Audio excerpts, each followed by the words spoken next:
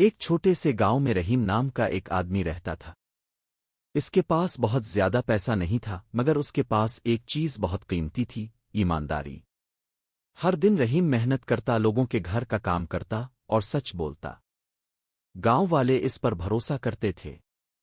ایک دن گاؤں کے میدان میں ایک خوبصورت اور چمکدار گیند ملی۔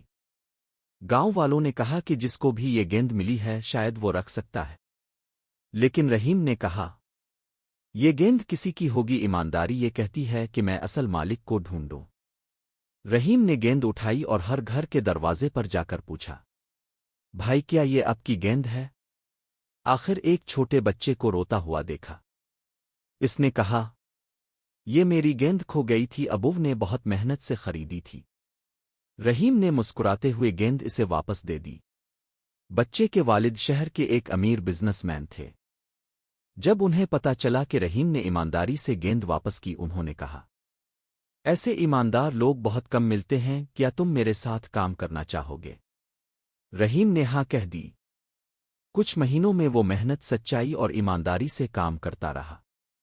دھیرے دھیرے وہ امیر ہو گیا۔ لوگ حیران تھے، رحیم غریب سے اتنا امیر کیسے بن گیا؟ رحیم نے مسکراتے ہوئے کہا محنت اور ایمانداری کبھی ضائع نہیں جاتی۔